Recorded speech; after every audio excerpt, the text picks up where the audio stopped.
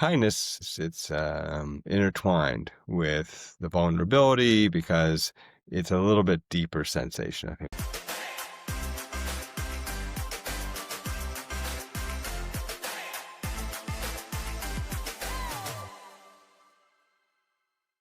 Welcome back to Illuminating Being. I'm Dr. Elizabeth Cook, here with my co-host, Dr. Keith Summers. Today, we're going to turn our attention to something that often feels simple, almost ordinary, or should. But I think you'll agree, right, Keith? Maybe not. I'm putting you on the spot. That it has the power to transform lives. And it's the essence, it's the awareness, it's kindness. Right. And it's more than just being polite or nice, right? It's noticing others, choosing compassion, and really taking action where there could be a ripple effect. So I look forward to this conversation and jumping into like where you find kindness in your lives and how it, impacts what you do. Right. Thanks. I think that's, kindness sort of jumps out at you. And I think, as you sort of said, niceness and kindness they aren't the same. Right. So I think we go back to Brene Brown a lot. She is quoted as saying, "Clear is kind, unclear is unkind." And so I think, drills down into a lot of the things that happen in our day-to-day experiences. I feel as a pediatrician, a big part of my day is listening and meeting people where they are, because my goal is to sort of help identify things, listen to where they are, and provide some guidance. And a lot of it, I had a nurse practitioner student with me yesterday in the office, and every interaction requires something different. I mean, everybody comes with a different, what happened in their day-to-day life, what happened in the preceding moments. It could be just the stress of getting to the office. It could have been, family that had a loss and, a grandparent, and how you show up in that moment.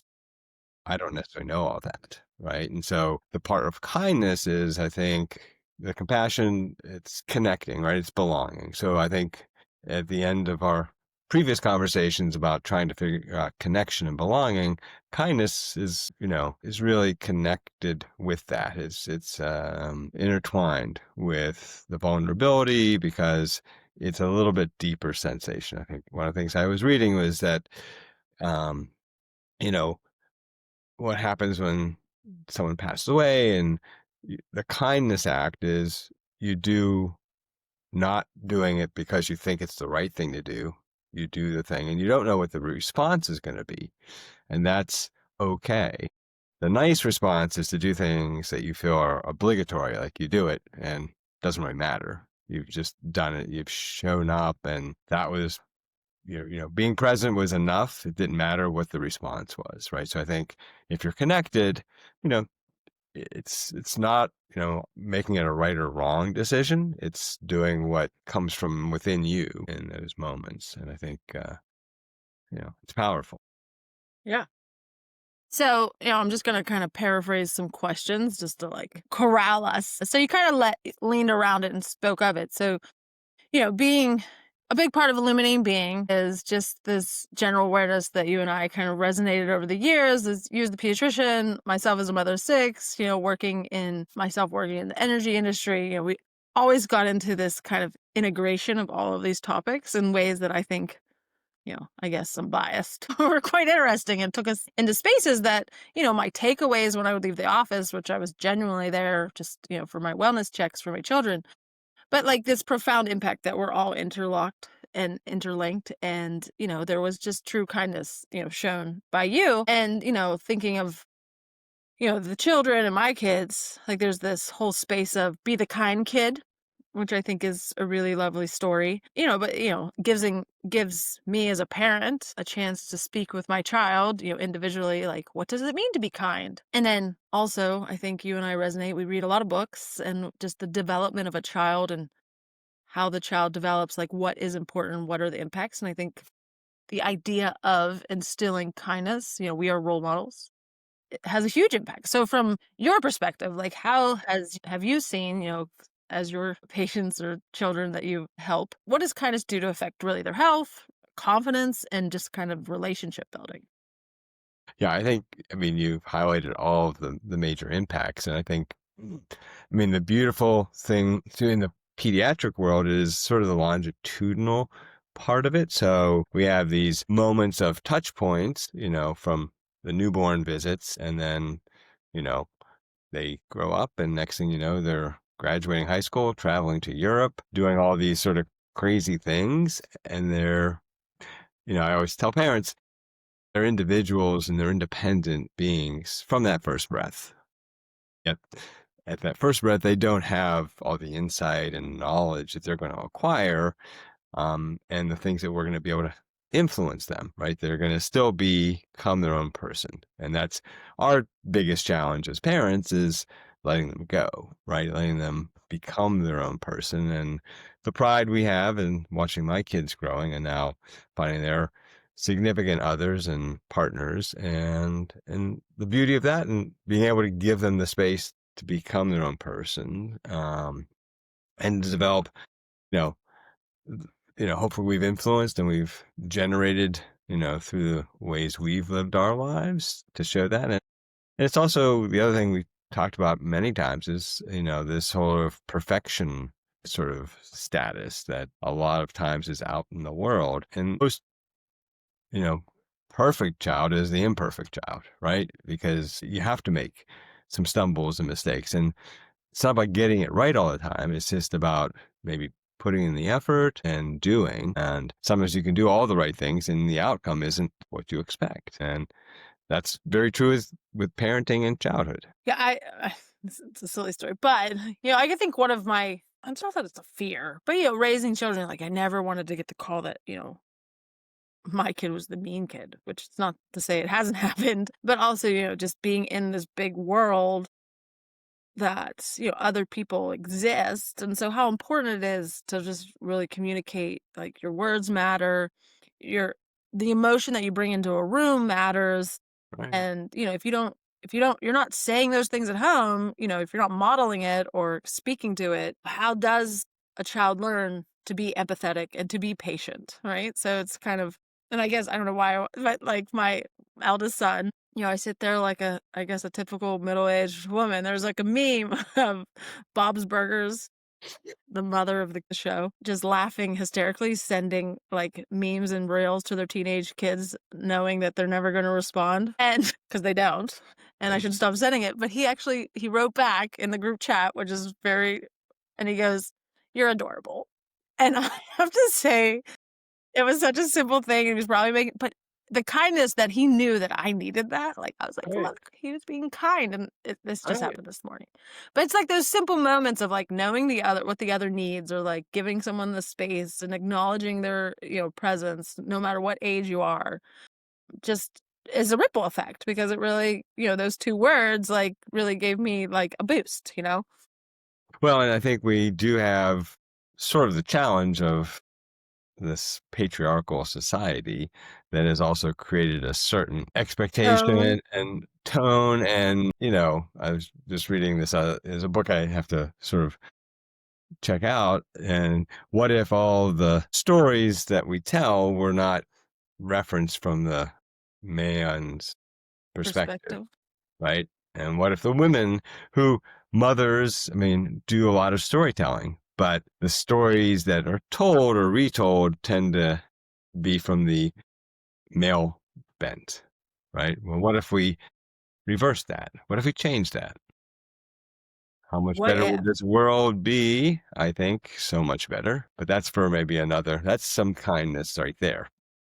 Right, and I think, talking about, the essence of leadership, another part of my life is being with executive leaders. They're in a position of power, which, drives culture and action and capabilities. And I think if we could be unaware of what, like, being kind truly means, instead of like this tone that we've created, it allows, and we talk about it, but I don't think we really get it, like psychological safety, right? The awareness of like one being able to share their creative thought, or to go out on an edge, or to do some work without the fear of maybe the repercussions, but maybe the benefit of, even knowing that it might not be the best. And especially in the state that we're in regard to like how we do life, with all this massive technology revolution, like there needs to be that safety for the characters to kind of show up and drive change.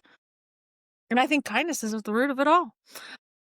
And that means, shielding one from the politics, letting them know that I see you as a being. I know you're also a mother, a father, a brother, a sister, right? Like all of those dynamics, and then giving them the space to perform and execute the job could make us all just more productive. Anyway, Right. so that's Well, there another big is, topic. well, and I think also there is a level of kindness to listening, right? So I think a lot of times, people are present physically, but they're not present in the conversation. So I'm imagining that corporate world, and with a lot of those leaders, they show up to meetings, but they aren't really listening. They have their own agendas. I mean, that's in many spaces of leadership, right? So I think having curiosity, asking questions, but listening, because who knows where that, little pearl of, insight will come from. It doesn't have to just be the top leader. And frequently it's not, right? They're not the owners of all the ideas. Yeah. Oh no, I'm not gonna forget the acronym. I would have to Google it, but that's not legit. Someone brought up the term hippo, like highest paid opinion in the room, and like how powerful that can be. So like how do you create, and I think to create that safety and awareness is at the essence of it, what you just said, being a great listener, which listening is different than hearing. And yeah, allowing all to share before decisions are made and carry the weight. I think the same thing would happen, and I guess bringing it back to the kids, like in the classrooms or in the in the office, when you're visiting the kids, is a particular you ask open-ended questions and allowing the child to give a voice to the answer, and the parent doesn't interrupt or shouldn't interrupt. And same thing in the classroom, right? Like how do you create that so you remove the scare of sharing and allow that child to like open up. I mean, that's a Well, and powerful. also there's time. So there's some constraints, and not every child is as forthcoming and as comfortable, whether that's just the innate nature of who they are, or whether it's a situational thing of like, there's a pressure to say the right thing. And there's a lot, we can unpack so many things, right? So, I mean, the beauty of pediatrics is I really get to be, a privilege to be a part of people's lives that, a wide range of people from different economic backgrounds, different ethnic backgrounds, so many things. And to me, that's what I'm always curious about, is to know what people do, right? Not just that you come in, identify, weigh the child, push them through here, like, okay, you've checked all the boxes and everything's good. No, there's more to the person, the family, and the dynamics. I think that's what, makes the connection, the belonging, is that, people want to come back and see their pediatrician. And, it's been challenging because now we have bigger practices and nurse practitioners, extenders. So you can't always see, the pediatrician. But, like Mom I had yesterday, we now have our schedules out for a year or something. So she's already scheduled to know that she can see me over the next 6 months, So right? a year instead of 6 months. So, yeah. So now, well, this is sort of the corporate world of like, we have to have our schedules out for a longer time, which, I'm sure there'll be changes because I'm not sure I have my life prepared for the next Full year. So I'm year. sure there will be some changes because we'll take a vacation or we'll have time off or things will come up. I mean, I understand how, you know, a segment needs to plan their lives based on what they're doing. It's adaptability. But back to kindness, and I think, one of the things that's sort of an underpinning to a lot of what we've discussed is our senses, and that, the essence, we are sentient beings, and that our five senses do sort of create sort of the sort of narrative, and also they're the pathways to how we express our emotions and how we begin to understand the world. So our observations, our conversations, and just like you said, I mean, our being able to connect with each other. And, and it's amazing in a short period of time, our visits, it's not like we're sitting for 3 hours, but in, brief moments, it's amazing with body language, different things that go into creating that rapport and that ability to exchange information, which isn't always spoken, right? So there's a lot of unspoken communication that happens in our day-to-day lives, whether it's at the dinner table, whether it's at work, how you sit during a meeting is going to convey you're interested in this conversation or you're not interested in this conversation. Trying to think, I mean, so if someone's listening and like, what is or where should they start in regards to being aware of these small moments or what we're really speaking to, right? Like a moment, because it is truly moments that have these ripple effects of connecting with the world that you're sitting in. So maybe one simple step or an example of what that could look like, especially I mean, I if think we've spoken about it too. I think it's attention and intention. So I think it's showing up with the intention to listen, right? And I think that's probably the essence of a starting point. So no matter how harried your day is and you get to your meeting or whatever, you sort of have to take a few deep breaths or something and say, okay, I need to be present in this space. And, it may have been a traffic jam, it may be someone cut you off on the drive in and it got you, you're in this perfect mode and something came across your path and changed your sort of like, Zen, preparation for your meeting. And then all of a sudden you're like, diverted and you have to sort of get back to that space you were in the previous moment. And I think, and that's different for everybody. I think everybody has to sort of figure out how to be present and how to use those tools. I was think this case that a lot of parents who have the opportunity to have their children organize sports and, music and all of the activities. And if you have multiple children, there's this, I think, an awareness coming to be that if you're in this fast paced, very regimented, like scheduled state, Right. I think one important thing for really myself and sharing with family friends is the power of that may seem from the outside looking in that you're a very present parent and that you're supporting and creating opportunities for your child. But, when it comes down to like moments that I remember from my own childhood and then now that I find the most impactful for myself, Right. I've had my children tell me, confirm, is creating space where they can just talk or open up or share. And then I'm present and listening. And I think if you're in this really busy, regimented, like structured space, that you could be present because you're driving around and dropping them off and picking them up. But are you actually present Present. in regards Right. to being available and open for when they need that connection or maybe even just need to sit next to you? Um, I find myself in that a lot. So, I mean, that can transcend to many things that we do. So, just like a reminder of being Right. being present in the moment is a act of kindness. I had a patient yesterday. I was running a little behind. And he was like a 6-year-old. I think he's been having some behavior issues or whatnot. So when I came in the room, he was under the table, wasn't coming out. I think when they got there, he was perfectly fine. But, his level of patience for me coming into the room had already been exhausted. And so we had conversations and, you know, parents are like, all right, come on out, get up on the table. Dr. Summers is here. And it's like not happening. It's like, okay.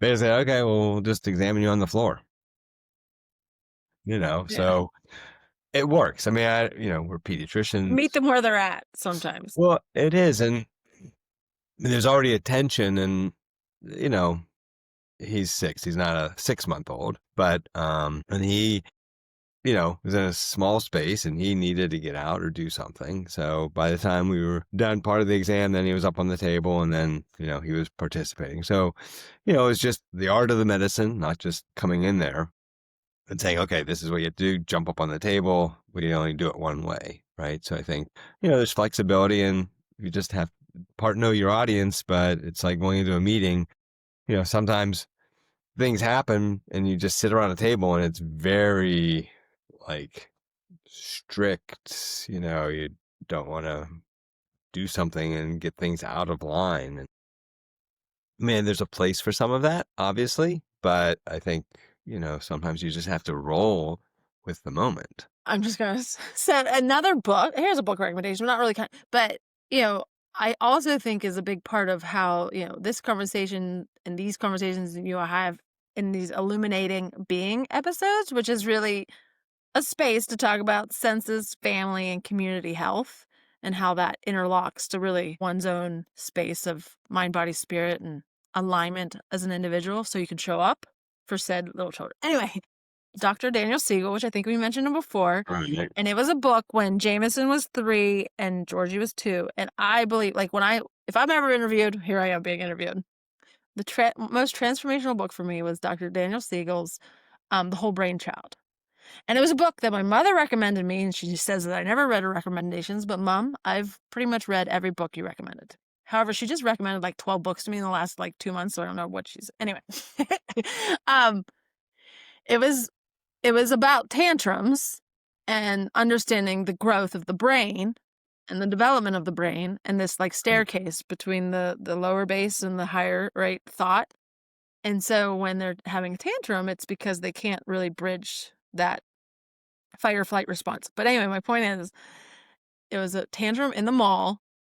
And I remember reading the book that like I would meet him where he's at. And I remember like Georgie's like 2 and Jameson's like resisting and he's like laying flat on the ground. And I was like, I pivoted and I was like, okay, I'm going to just crouch down, allow him to like do whatever he was doing. I actually think you've seen me walked in on some of these tantrums at those days. And I allowed him to like finish wherever he was and then connect with him with that eye contact. And it was like one of the suggestions that the book, provided is like meeting where they're at and showing that complete space of presence. And I think that moment of parenting, like I ignored the expectations of what a child should look like in a public space. And, I didn't allow the behavior to continue, but I allowed him the space to like feel safe, really, is what he was, freaking out about. So I love that. That just made me think of that conversation. You're under the table, you don't want to show up. So, like, how do we, as other beings, even Right. adults, show up so that they can connect and then you can move on?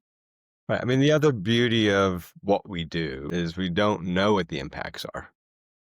Right. And maybe years later, or hopefully, they've been good and people, have had experiences and, years later, you may run into somebody and say, oh, thank you for this or thank you for that. But you don't need that. Right. It's not a necessity. I mean, some people do need to hear that. That becomes more problematic. But I think, the essence of the job is not that, I'm not having widgets that I have to make sure that the product that comes out, is going to perform like a radio or television or something. And if it fails, that's a problem. This is sort of life skills and helping to, navigate raising children. Obviously, there have been doctors over the years, but, it's not been thousands of years that we've had pediatricians or geriatricians or people. We've had, medicine people who've helped families. And I think that's sort of in essence of what we are doing, is sort of having this overarching view of health and well-being and trying to sort of transmit some of that I mean, information. We've codified it a little bit more. I think, your space in the world is, a part of one's community or a village to raise a child and like not losing sight of kind of that community health, right? Yeah. And I think it's relationships, right? I think it's building, and we see families early on frequently. And so it really helps to develop that belonging relationship. People come into the office and they've known our staff who have been there for years. So it's beyond just the physicians, but it's the extended office staff too, that and the kids know them, and we give stickers and we do other things to distract, but it's a part of the process. Right. And it's really, in essence, like, like when you think about like what you want to be when you grow up, like both, I'm not going to put words in your mouth. I'm going to give you, like there was a reason why you chose the field of medicine and working with children. Like I would say mostly you would get into it for the act of kindness, right?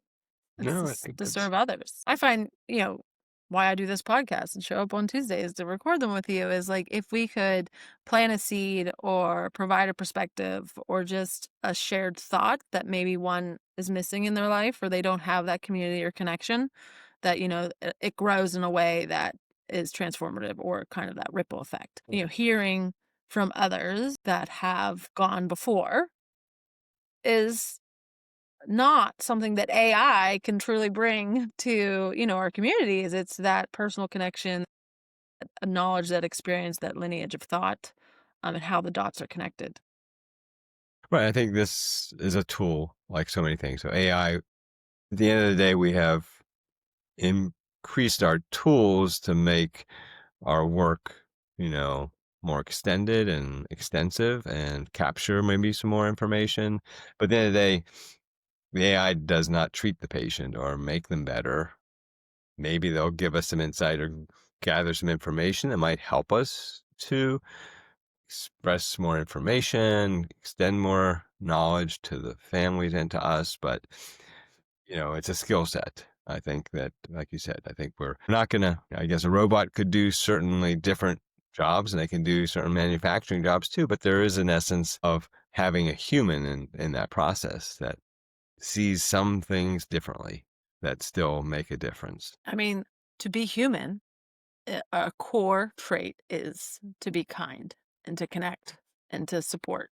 And I think, just bringing awareness to that. It's not to be an individual, to champion, to drive, to be advanced. It's really how do we thrive as a unit of togetherness than from an execution of one. That's pretty philosophical and powerful. It is. Well, and I think getting back to what Brene Brown said, the I was going to say, clearest where's your kind, quote for the day?